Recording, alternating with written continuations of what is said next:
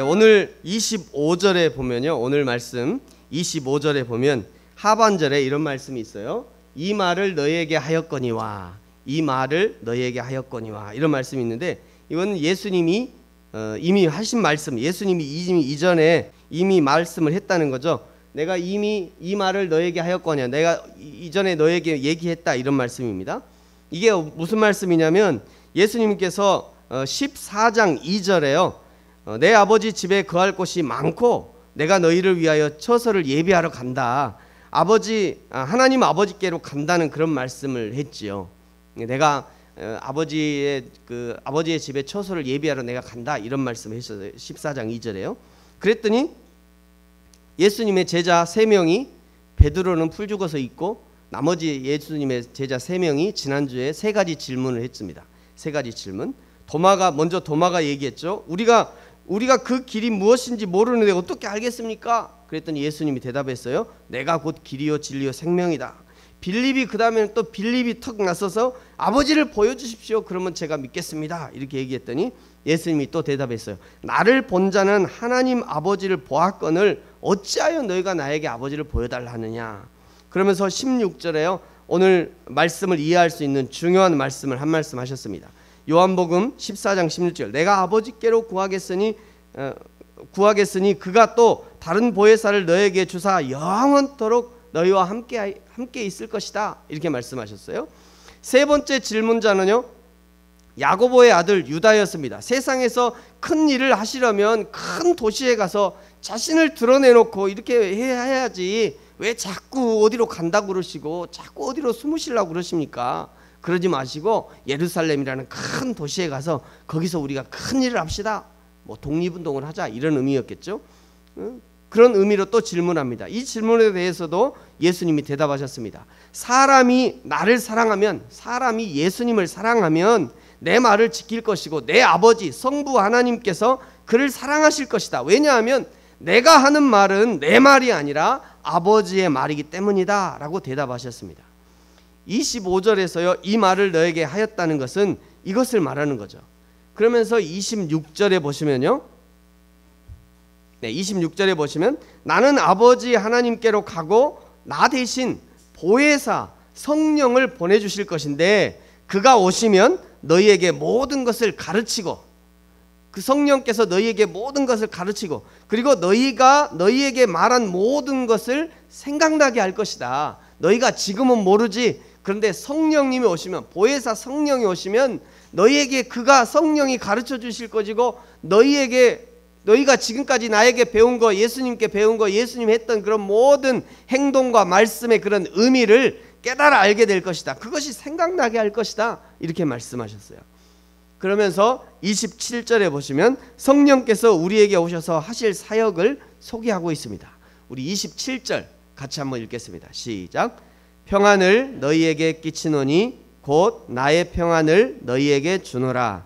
내가 너희에게 주는 것은 세상이 주는 것과 같지 아니하리라. 너희는 마음에 근심하지도 말고 두려워하지도 말라. 아멘. 성령께서 우리에게 주시는 것은 무엇입니까? 성령께서 우리에게 주시는 것, 27절에 있어요. 다시, 평안을 너희에게 끼치노니 곧 누구의 평안이요? 나의 평안. 그러니까 성령이 오셔서 하시는 사역이 뭐냐면 평안을 너에게 끼치는데 곧 예수님의 평안을 너에게 주노라. 평안을 끼치는 이런 사역을 한다는 거예요. 성령이 오셔서. 근데 왜 성령이 오시는데 평안이 같이 오는가? 이게 중요하죠. 왜 성령이 오시는데 평안이 같이 오냐?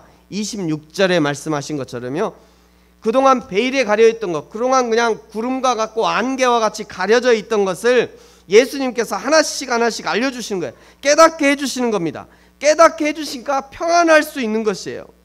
여러분, 그리스도인으로 살면서요, 성경을 옆에 끼고 살면서도 잘 모르는 일이 많잖아요. 성경을 읽어도 잘 모르고 성경을 배워도 잘 모르고, 마찬가지, 저나 여러분 다 마찬가지입니다. 목사라고 해서 대단하게 많이 그게 아니에요. 똑같아요.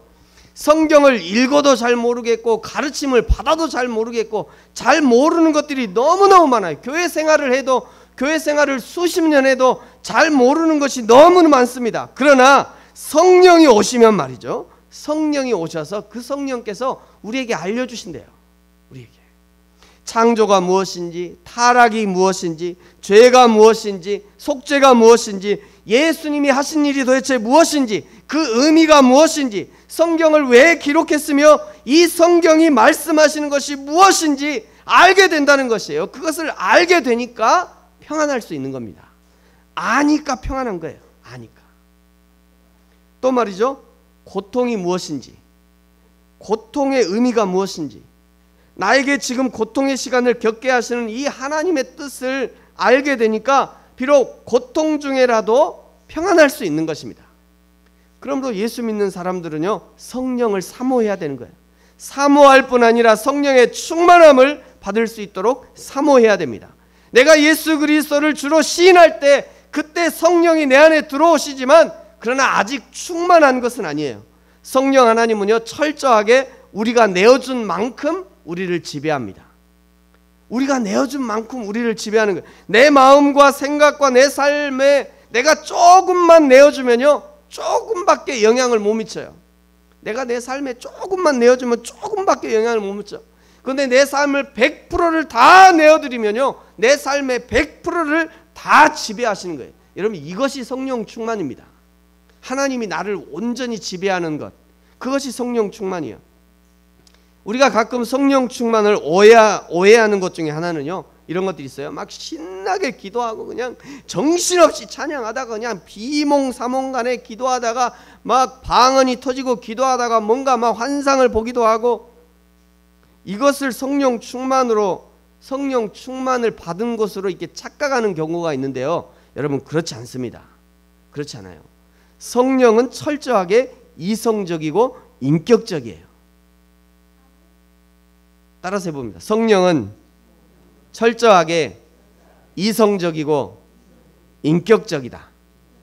비이성적인 방법 있잖아요. 비이성적인 방법과 비이성적인 행동은 사단이 잘 이용하는 도구예요.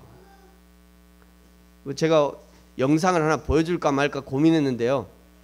영상 중에 막 그런 영상도 있어요. 미국이나 요즘 미국 기독교에서 이제 많이 타락한 미국 기독교에서 이렇게 막 하루 종일 웃어요. 그 집회 가면. 우리나라에도 옛날에 한참 유행했죠. 뭐 웃음 치료 막 이런 거, 웃음 집회. 하루 종일 웃어 깔깔깔깔 대면서 막 하루 종일 뭐 앞에서 설교하는 사람도 웃고 거기서도 웃고 웃으면서 막 뭐 떼굴떼굴 구릅니다. 막 이게 그 집회 장소를 떼굴떼굴 굴러다녀요. 그러면서 그걸 갖고 당신 성령 충만 받았다 이렇게 얘기해요. 또 어떤 사람은 성령 받으라 하면서 막 쓰러뜨려요. 그거 아니에요. 성령은 철저하게 이성적이고 인격적인 분이에요. 세상에 내 아들이 내 딸이 내 아들 내 딸이 여기 있어요. 아버지가 돈 주려면 좋게 용돈 용돈 있다 하고 이렇게 줘야지. 그 아들 쓰러뜨려 놓고 야 나 돈 받으려면 쓰러져 팍 돈 받아라 이러면 팍 쓰러져 가고 그러지 않아요. 우리가 성령을 잘못 이해했어요. 한국 교회가 많이 오해하게 했습니다. 그렇지 않습니다. 성령은 철저하게 이성적이고요, 인격적이에요. 비이성적인 방법이나 행동을 사용하는 것은 이게 사단이 잘 이용하는 거예요. 그러므로 성령 충만을 사모할 때 이것이 성령의 사역인지 악한 영의 사역인지 잘 분별하셔야 됩니다. 성령이 함께 하시는 곳, 성령께서 주관하시는 곳에는요, 반드시 평화가 있게 됩니다. 그렇죠? 성령이 계시는 곳, 성령이 역사하시는 곳에는 평화가 있게 돼요. 악령이 역사하는 곳에는요, 반드시 불협과 불화와 다툼과 전쟁이 있게 되어 있습니다. 그러므로 전쟁의 한가운데 있으면서도요, 평화를 누릴 수 있는 비결이 바로 성령님과 함께하는 것이에요. 여러분, 가정의 평화를 원하시죠? 다들 가정의 평화를 원하실 것입니다. 가정의 평화를 원하면요, 성령 하나님이 그 가정을 주관하시도록, 성령 하나님께서 우리 가정에 충만히 임하시도록, 성령 하나님을 초청하고 성령 하나님을 의뢰하고 성령 하나님의 일하심에 순종해 보십시오. 반드시 가정에 평화를 가져다 주실 것입니다. 여러분, 이 나라가 또 평안하기를 원하시죠? 최근에 뭐 그냥 북한이 미사일을 발사해 가지고요, 정부는 그냥 그랬더니 정부에서 그래 그럼 우리 개성공단 폐쇄해 버린다 이라고 초강수를 들고 나왔어요. 여러분, 이 나라가 평안하기 위해서도요, 역시 성령 하나님께서 이 나라를 다스리시고 성령 하나님께서 주관하시는 나라가 되어야 그때 비로소 평화의 나라가 되는 거예요. 장로 대통령이 나라를 평화에 갖다 주는 게 아니, 나라의 평화를 갖다 주는 것이 아니고, 목사를 대통령으로 세웠다 해서 평화가 이루어지는 것이 아닙니다. 그 속에 성령 하나님께서 역사하셔야 그것이 가능해지는 거예요. 날마다 성령의 지배를 받고 성령을 의뢰하고 성령의 지도하심에 순종할 때 가정의 평화가 찾아오는 것이고요, 나라도 평안해지는 것이고요, 하나님의 교회도 평안할 수 있는 것입니다. 사랑하는 성도 여러분, 날마다 우리에게 평안을 주시기 원하시는 성령 하나님을 의지하고 성령의 지도하심에 순종함으로 우리의 가정과 직장과 나라와 교회가 평안을 누리게 되기를 축복합니다. 근데 오늘 27절에 보시면요, 강조하는 것이 성령이 오셔서 너에게 평화를 줄 것이다, 이것을 강조하진 않아요. 성령이 오셔서 우리에게 분명히 평화를 주십니다. 그런데 27절이 강조하는 것은 성령이 오셔서 우리에게 평화를 줄 것이다, 이거를 강조하는 것이 아닙니다. 우리 다시 한번 27절을 조금 더 주의 깊게 한번 읽어보겠습니다. 같이 읽을까요? 시작. 평안을 너희에게 끼치노니 곧 나의 평안을 너희에게 주노라. 내가 너희에게 주는 것은 세상이 주는 것과 같지 아니하니라. 너희는 마음에 근심하지도 말고 두려워하지도 말라. 아멘. 평화를 주긴 하는데 어떤 평화예요? 세상이, 내가 너희에게 주는 것은 세상이 주는 것과 같지 않다. 세상이 너희에게 주는 평안과는 차원이 다르다, 지금 이런 얘기하네. 세상이 너희에게 주는 것처럼 그런 방법으로 주지 않는다. 그러니까 27절에서 강조하는 건요, 주는 방법이에요. 사실은 주는 방법. 성령께서 평화를 주시는데 이 평화를 어떻게 주느냐, 사실 지금 그것을 강조하고 있다고 볼 수 있는 것입니다. 세상이 정의하는 평화의 기준은요, 외적 조건에 있어요. 나라와 나라가 전쟁하지 않으면 평화했다라고 얘기합니다. 그래서 나라들이 그 외적 조건을 부지런히 갖추게 하죠. 서로 그냥 불가침 조약을 맺기도 하고요, 서로의 어떤 나라들은 서로가 서로를 침범하지 못하도록 막 무기를 엄청 늘리기도 하고, 무기가 너무 많은 나라들은 그래 우리 서로 무기를 줄입시다 해서 서로 무기를 줄이기도 하고, 아니, 처음부터 그냥 늘리지 말지, 신나게 늘려놨다가 나중에는 또 줄입시다 이렇게 해요. 개인과 개인이 싸움을 그치면 평화했다라고 얘기합니다. 그래서 개인들은요, 서로의 감정을 건드리지 않도록 주의하죠. 교회도요, 목사님과 장로들이 싸우지 않고 성도들과 성도들 사이에 트러블이 없고 조용하면 그 교회 평안한 교회다 이렇게 얘기해요. 이렇게 세상은 외적 조건을 보고 평안을 얘기합니다. 그러나 성령께서 주시는 평안은요, 내적 평화부터 시작합니다. 내적 평화부터. 이것을 위해서 성령 하나님은요, 우리 마음에 들어오시는 거예요. 우리 마음에서부터 평화를 이뤄내는 것입니다. 그래서 예수님이 27절에 말씀하시는 것이요, 이겁니다. 너희는 마음에 근심하지도 말고 두려워하지도 말라. 성령 하나님이 우리 마음에 들어오시니까 말씀하는 거예요. 너는 말이야, 근심하지도 말고 두려워하지도 마. 성령 하나님 우리 마음에 들어오시니까 지금 이렇게 말씀하시는 거예요. 왜 마음에 근심하지 말라고 하냐면요, 내가 마음에 근심이라는 연기를 막 피워대면요, 내 마음속에 막 근심의 연기를 팍 피워대면 나도 그냥 못 살겠지만 성령 하나님도 마음껏 활동하지 못하시는 거예요. 이거 오해할 수 있습니다. 그러나 내가 막 속에서 하나님이 근심하지 마 그랬는데, 하나님 어떻게 근심하네요, 이 일 때문에 제가 지금 죽게 생겼는데 막 근심이 돼서 죽겠어요, 미치겠어요. 내 속에서 막 근심의 연기가 모락모락 나면요, 성령 하나님도 손 쓸 방법이 없는 거예요. 하나님이 그 근심이라는 용기의 능력을 발휘하기 어렵게 되는 것입니다. 성령 하나님이 내 안에 계시지만 우리를 기계적으로 다루시는 건 아니에요. 여러분 잘 들으세요. 성령 하나님이 내 안에 계셔요. 그러나 우리를 기계적으로 다루진 않으셔요. 성령 하나님은 철저하게 우리를 인격과 인격으로 만나기 원하십니다. 내 안에 계신 성령께서 우리 마음에 말이죠, 내 안에 성령이 계셔. 근데 내 안에 있는 성령이 우리 마음에 말이죠, 얘기하는 거예요. 야, 내가 이렇게 하기 원해. 너희가 이렇게 했으면 좋겠어. 성령이 얘기하시는 거예요. 성령이 내 안에서 야, 조연철아, 이렇게 하면 좋겠다. 내가 이렇게 하기 원한다. 이렇게 말씀하실 때 우리도 그 성령의 생각과 마음에 반응해서 예, 주님, 그럼 제가 그렇게 하겠습니다. 이렇게 믿음으로 순종할 수 있어야 되는 거예요. 그것이 성령 충만이라는 거예요. 하나님은 실컷 말씀하시는데 내가 안 들으면 안 돼요. 어떤 사람과의 의견이 불일치할 때요, 평화가 깨질 때가 있습니다. 막 얘기하다가 의견이 도무지 안 맞아. 그때 평화가 깨지죠. 그러면요, 내 속도 상하고 화도 나고요, 그러면서 아주 고민해요. 순간적으로 성질이 나면 내뱉고 싶은 말이 있는데 말이죠, 내가 요 말을 확 해버리고 싶어. 그런데 이 말 해 말어 고민하고 순간적으로 고민할 때 말이죠, 그때 성령님이 야, 하지마, 그 말 하지마, 그 말만 참어. 성령이 이렇게 얘기해. 그런데 나 지금 너무 화가 났으니까 에이 하고 팍 내뱉어 버려요. 그러면 내 감정만 폭발하는 것이 아니라 그 말을 듣는 사람의 감정도 폭발합니다. 그러면 아주 더 큰 싸움이 번지는 거예요. 성령이 이러면 좋겠어. 내가 이 말 해 말어 할 때 성령이 입으로 이렇게 막아주시면 좋겠는데 안 그런다니까요. 안 그래요. 성령 하나님은 철저하게 우리의 인격과 인격인데 우리의 인격을 존중하십니다. 그래서 네가 이 말 해 말어 할 때 뒤에서 야, 하지마, 야, 그 말 하지마. 그런데 이쪽에서는 에이 성질하니까 팍 해버려. 그럼 평화가 깨지는 거예요. 이것은요, 사회도 국가도 교회도 마찬가지입니다. 그때 얼마나 성령 하나님의 지도하심에 순종하는가가 믿음의 크기를 결정하는 거예요. 믿음의 크기를. 여러분, 좋은 믿음은 어떤 믿음입니까? 아주 세미한 그 성령의 음성을 듣는 것이 좋은 신앙이에요. 성령의 지도하심에 따라 아주 세미하게 음성을 하나님께서 아주 세미하게 아주 작게 말씀하셔도 그 말씀을 크게 듣는 사람, 이 사람이 성령 충만한 사람이에요. 그런데 반대로 연약한 믿음, 성령으로 충만하지 못한 믿음, 작은 믿음은 어떤 믿음이냐?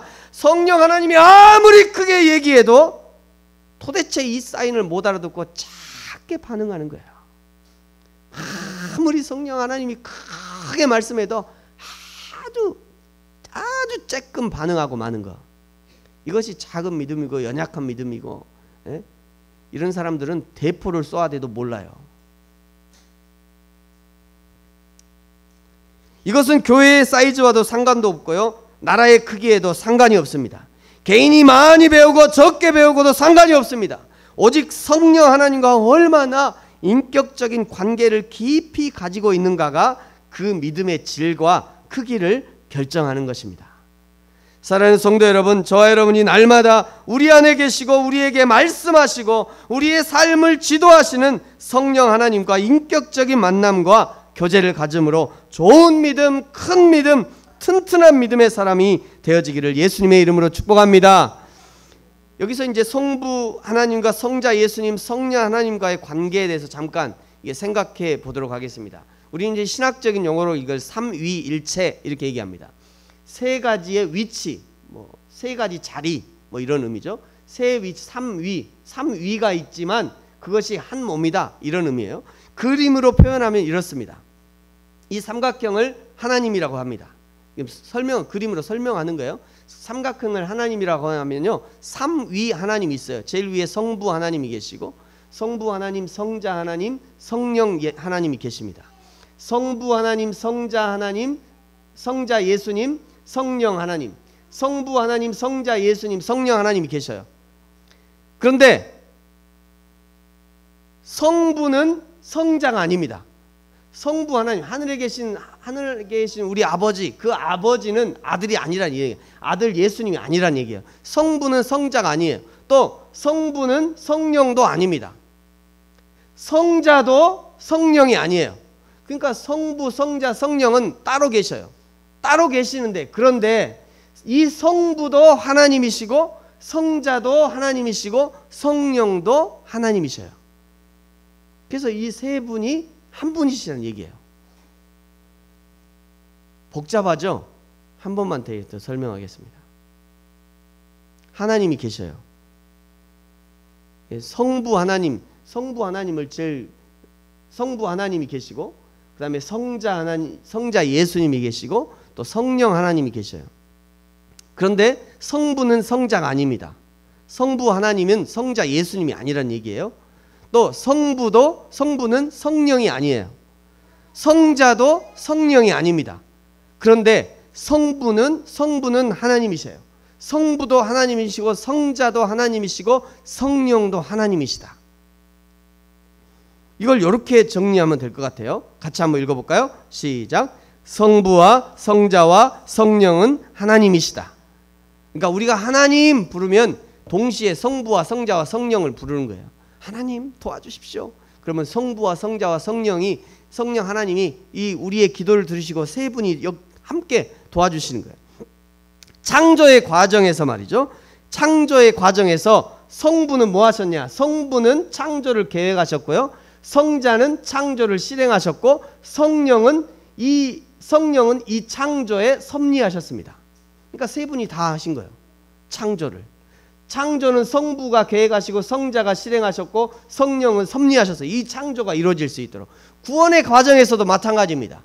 성부는 구원을 계획하셨고요, 성자는 구원을 실행하셨어요. 예수님이 이 땅에 오셔서 십자가에 돌아가시고 부활하시면서 이 구원을 실행하신 거죠. 그리고 성령은 성자 예수님께서 그것을 하실 수 있도록 섭리하시고 도와주신 거예요. 그러니까 구원은 하나님이 하신 겁니다. 삼위일체는요, 이 삼위일체는 인간의 이성으로는 이해하기 어렵습니다. 우리가 여기서 목사님이 딱 설명하면 그냥 딱 알겠네. 그러면 좋은데 그렇게 하기가 어렵다는 거예요. 이게 쉬운 일이 아닙니다. 이 삼위일체에 관한 교리를요, 인간의 이성으로 이해하려고 많은 시도를 했지만 대부분 실패하고요, 오히려 이단에 빠지는 결과를 낳았습니다. 그러면 어떻게 해야 되냐? 우리는요, 우리의 믿음을 가지고 믿어야 되는 거예요. 우리의 믿음을 가지고 그걸 믿어요. 방법이 그것밖에 없어요. 우리의 믿음을 가지고, 나에게 있는 믿음을 가지고 내 성부, 성자, 성령이 하나님이신 걸 제가 믿습니다. 믿는 거예요. 믿으면 이해가 됩니다. 신기해요. 믿으면 이해가 돼요. 믿으면. 기독교 신앙의 가장 기초가 바로 이 믿음인 것입니다. 아무리 성경을 많이 알고 신학적 지식이 많다 해도 성경을 믿지 않고 하나님을 믿지 않으면 그것은 헛된 신앙이 될 수밖에 없는 것입니다. 사랑하는 성도 여러분, 저와 여러분이 성경을 믿고 하나님을 믿는 자가 되기를 축복합니다. 오늘 28절에요. 예수님을 사랑하였더라면 내가 예수님이 아버지께로 가는 것을 너희가 기뻐하였을 것이다 라고 말씀합니다. 왜냐하면 성부 하나님은 성자 예수님보다 크시다 이렇게 얘기해요. 성부 하나님은 성자 예수님보다 크시다. 이게 도대체 무슨 말씀이냐면요, 성자 예수님은 이 땅에 육신을 입고 계실 때는 결코 하나님의 영광을 취하지 않으셨다, 이런 의미입니다. 또 동일하게 예수님은 죄인들의 중보자로 오셨기 때문에 성부 하나님께로 종속된다, 이런 의미. 좀 복잡합니다만 그런 의미입니다. 그러면서 오늘 29절에 보시면요, 이 모든 것을 미리 말해주는 것은 너희로 믿게 하려 함이다, 이렇게 말씀해요. 성경을 우리에게 주신 이유가 바로 이것입니다. 믿게 하기 위해서. 성경에 기록된 하나님의 말씀이 하나씩 둘씩 이루어져 가는 것을 확인하면서 믿음을 갖게 되는 거예요. 성경을 읽으면서 성경 읽으면서 그렇지, 여기 이게 있네, 이게 이루어졌구나, 예수님이 온다더니 진짜 오셨네. 구약 성경을 읽었더니 구약의 메시아가 온다, 예수님이 온다 말씀하시더니 신약 성경을 읽어 진짜 이루어졌네. 이렇게 믿게 하기 위해서 성경을 기록했다, 이렇게 말씀하시는 거예요. 성경에 기록된 대로 예수님이 태어나시고, 성경에 기록된 대로 예수님이 고난을 받으셨고, 성경에 기록된 대로 예수님이 십자가에 달려 돌아가셨고, 성경에 기록된 대로 3일 만에 부활 승천하셨습니다. 왜 성경에 기록된 대로 하나님이 예수님의 인생을 통해서 그렇게 일하게 하셨냐? 왜냐하면 기록된 성경이 증거가 되고 그 증거를 보고 믿으라는 거예요. 하나님이 계시다는 증거 말이죠. 하나님이 역사하시고 이루신다는 증거가 바로 이 성경에 있는 것입니다. 이 성경이 하나님이 이 성경이 말하는 예수님이 유일한 구원자라고 증거하시기 때문에 우리는 예수 그리스도를 유일한 구원자로 믿는 거예요. 신천지를 이단이라고 하는 이유가 뭡니까? 자기가 보혜사래. 성경은 예수님이 구원자라고 하는데 이만희는 자기가 구원자래요. 또 자기가 보혜사래. 그럼 자기가 성령이란 얘긴데, 그럼 성령은 영이잖아요. 성령은 영이에요. 성령은 육이 없어요. 영이에요. 이만희는 육이 있잖아요. 그거 거짓말이에요. 자기가 말도 안 되는 거죠. 근데 참 신기한 거는요, 그 논리에 빠지면 헤어나올 수가 없어요. 목사라도 말이죠. 그 이단의 논리에 빠지면 헤어나올 수가 없어요. 제가 아침마다 새벽에 끝나면 이게 한 분 저기 어디입니까? 전대 저 뒤쪽에 거기서 새벽 예배 오시는 분이 계셔서, 권사님이 계셔서 제가 이제 모셔다 드리고 오거든요. 모셔다 드리고 한 7시쯤 그 신천지 그쪽 이게 지나와요. 얼마나 많이 가는지 몰라요. 그 시간에 아침 7시 정도 되면 진짜 도대체 저 청년들이 도대체 다 청년이야. 다 청년인데요, 바글바글하게 글이 들어가요. 안타까워요. 근데 한번 거기에 빠져 들어가고요, 그 논리에 딱 잡히면 헤어나올 수가 없는 거예요. 그러니까 최고 상책은 상종하지 않는 겁니다. 혹시 누가 와서 나랑 성경 공부합시다, 목사님 아니면 우리 교회 목사님 아니고 누군가 저랑 성경 공부합시다 그러면 안 한다고 그러세요. 그냥 나 우리 교회 가서 성경 공부한다고 그러셔야지. 한번 해볼까? 나 요즘에 교회를 한 10년 다녔더니 이제 성경을 좀 알고 싶네. 그럼 나도 성경 좀 가르쳐줘요. 이러면 큰일 나요. 절대 안 돼요. 그러니까 누군가 나 집사님이십니까? 그러면 권사님이십니까? 저랑 성경 이거 아세요? 전 모르겠는데. 어떻게 교회를 몇십 년 다녔으면서 이것도 모르세요? 저랑 성경 공부합시다. 안 해요. 단칼에 자르세요. 단칼에. 안 한다고. 가라 이마. 나 우리 교회 갈 거다 이러고 단칼에 자르셔야 돼요. 다른 방법이 없습니다. 30절에 보시면요, 오늘 30절에 보시면 이런 말씀이 있어요. 이후에는 내가 너희와 말을 많이 아니하리니 세상의 임금이 오겠다라고 말씀하시죠. 곧 예수님이 대제사장들과 서기관들에게 이제 잡혀가시기 때문에 함께 있을 시간이 없다, 이제 많지 않다, 이런 의미입니다. 세상의 임금이라는 것은 사탄을 의미하는 것인데요, 이제 사단 마귀가 임금 노릇을 할 것이다, 이런 의미예요. 그러나 그 사단 마귀가 예수님을 정죄하려고 하겠지만 나랑은 아무런 관계가 없다 얘기하시죠. 사단은 나와 예수님에게 관계할 것이 없다. 사단이 나를 정죄하겠지만 그러나 나에게서 정죄할 아무것도 발견하지 못할 것이다, 이런 의미입니다. 악한 마귀가 와서요, 예수님을 정죄할수록 오늘 31절에 보시면 예수님이 하나님 아버지를 사랑하는 것과 성부 하나님이 명하신 대로 행하셨다는 것을 세상에 알리게 되는 그런 일이 되는 거예요. 예수님이 악한 사단 마귀가 와가지고 예수님 막 헐뜯고요, 예수님을 막 십자가에 몰지만 그러나 결국 그것이 뭐냐면 예수님이 하나님을 사랑하는 것을 더 드러내게 되는 일이 되는 거예요. 아버지께서 명하신 일, 성부 하나님께서 예수님께 명하신 일을 전부 다 예수님이 하셨다, 그대로 행하셨다는 것을 증거하는 것 뿐이라는 얘기예요. 그래서 처음에는 막 사단이요, 예수님을 어떻게든지 죽이려고 십자가에 못 박으려고 막 난리를 칩니다. 그러더니 정작 예수님이 붙여갖고 십자가에 딱 못 박히니까 뭐라고 그래요? 사단이 내려와라. 왜 너 거기 죽었냐? 네가 하나님 아들이면 내려와라. 죽지 말라는 거예요. 처음에는 죽이려고 그랬어요. 처음에는 죽이려고 한 이유가 뭐냐면요, 죽이려고 겁주면 이게 사단에게 딱 무릎을 꿇을까봐. 그래서 아주 막 죽이려고 막 십자가에 달려가고 그렇게 하죠. 근데 예수님이 그 모든 과정을 겪고 정작 십자가에 딱 못 박혀서 돌아가시려고 하니까 그때는 야야 너 죽지 마. 네가 하나님 아들이면 내려와라. 이 얘기하는 거예요. 결국 그런 의미입니다.